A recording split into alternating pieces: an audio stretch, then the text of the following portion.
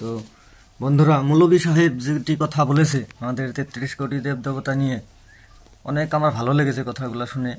তো আপনারাও কথাগুলো শুনেন, অনেক মজা পাবেন, অনেক জ্ঞান অর্জন করতে পারবেন এই জায়গায় থেকে। হিন্দু মুসলিম বলে কোনো কথা নাই, সবাই শুনেন কথাটা মন দিয়ে। কৌটি দেবদেবী তুলসীর গাছের তলায় ৬৪ কোটি ভগবান। আমি ২১ বছর গবেষণা করে বেদ, পুরাণ, রামায়ণ, মহাভারত, জেন্দাবেস্তা, স্মৃতি শ্রুতি, মনুসংহিতা, শ্রীমদ ভাগবত গীতা, রাজভোগ, কালীভোগ ছাড়াও অসংখ্য কিতাবাদি গবেষণা করে ৪৪,৪৪১ খানা মন্ত্র পড়ে ৩০,০০০ মন্ত্র মুখস্থ করে দেখলাম তাদের ধর্মগ্রন্থে। আমার একটি কথাই ভালো লেগেছে, সে আমাদের ধর্মগ্রন্থ যতগুলো আছে, হিন্দু ধর্মের যত গ্রন্থগুলো আছে সম্পূর্ণ সে পড়েছে। সে যে কত মহান কাজ করেছে এটা একমাত্র ভগবানই জানে। সম্পূর্ণ গ্রন্থগুলো পড়াটা কি মামুলি কথা নাকি? কিন্তু মৌলভী সাহেবের উত্তরগুলো আমাদের এই দিদি ভাই দিচ্ছে। আপনারা কথাগুলো পুরো মন দিয়ে শুনেন। ফেসবুক থেকে পাওয়া এক মৌলভী সাহেবের বক্তব্য অনুযায়ী উনি বলেছেন, হিন্দু ধর্মে যত রকমের ধর্মগ্রন্থ আছে, অর্থাৎ গীতা, পুরাণ, মনুসংহিতা, ৪৪,০০০ মন্ত্র পড়ে ৩০,০০০ মন্ত্র মুখস্থ করে ১২ মাসে ১৩ পার্বণ সম্পর্কে এত গবেষণা করেছেন উনি ২১ বছর ধরে। তবুও কোথাও থেকে তিনি বর্ণনা পাননি যে হিন্দু ধর্মে ৩৩ কোটি দেবদেবীর বর্ণনা করা হয়েছে এবং তুলসী দেবী একাই ৬৪ কোটি দেবতার এক বর্ণনা স্বরূপ।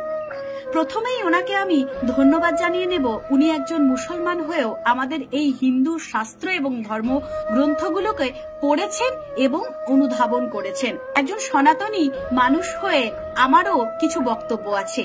এই ৩৩ কোটি দেবদেবী আসলেই কি? কথায় কথায় বলে থাকি ৩৩ কোটি দেবদেবীর কথা। আসলে এই ৩৩ কোটি শব্দের অর্থ কি? এটা কি কোনো সংখ্যা তত্ত্ব, নাকি ৩৩ কোটি শব্দের অর্থ ৩৩ করোড়?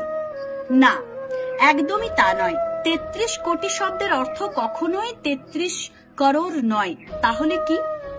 এখানে কোটি শব্দের অর্থ হলো পুরাণ মতে ভাগ বা শ্রেণী, আর বেদ মতে কোটি শব্দের অর্থ হলো প্রকার বা ভেদ। অর্থাৎ দেবদেবীর যে ৩৩ প্রকার ভেদ রয়েছে সেটার বর্ণনাকেই ৩৩ কোটি স্বরূপে চিহ্নিত করা হয়। এবারে আমি জেনে নেব এই ৩৩ কোটি দেবদেবীর প্রকার ভেদে কারা কারা রয়েছেন। ৩৩ কোটি প্রকার ভেদে রয়েছেন অষ্টাবসু, ১১ রুদ্র, ১২ আদিত্য এবং ইন্দ্র আর প্রজাপতি। এই ইন্দ্র আর প্রজাপতিকে একত্রে ২ অশ্বিনী কুমার দ্বয় হিসেবেও গণনা করা হয়। এবারে আসি এই অষ্টাবসু কারা কারা। অষ্টাবসু হলেন আমাদের আত্মাকে যিনি স্থায়ী করেন। এই অষ্টবসু হলেন ধরা, জল, অগ্নি, বায়ু, আকাশ, চন্দ্র, সূর্য এবং নক্ষত্র।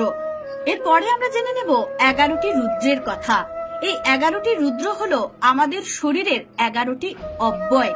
আমাদের শরীর থেকে যখন এই ১১ অব্যয় নির্গত হয় তখন একটি মানব শরীরকে মৃত বলে ঘোষণা করা হয় এবং তখনই আমাদের প্রিয়জনেরা আমাদের শোকে পাথর হয়ে ওঠেন।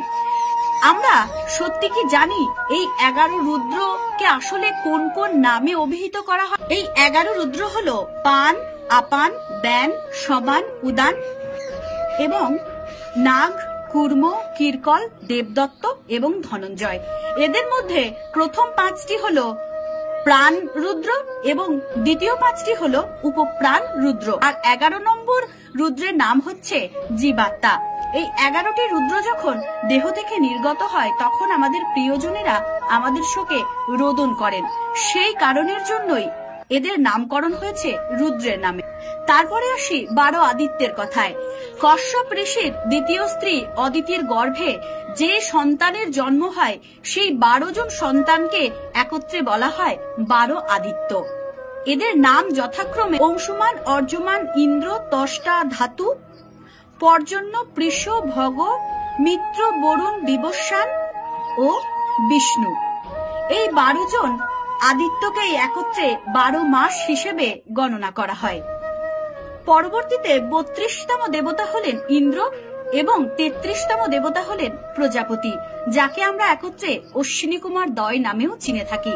32তম দেবতা হলেন ইন্দ্র, যা আমাদের বিদ্যুৎ বা শক্তির যোগান দেয়, এবং 33তম দেবতা হলেন প্রজাপতি, যার মাধ্যমে আমাদের বায়ু, দৃষ্টি, শিল্প এসব কিছু উন্নত হয়।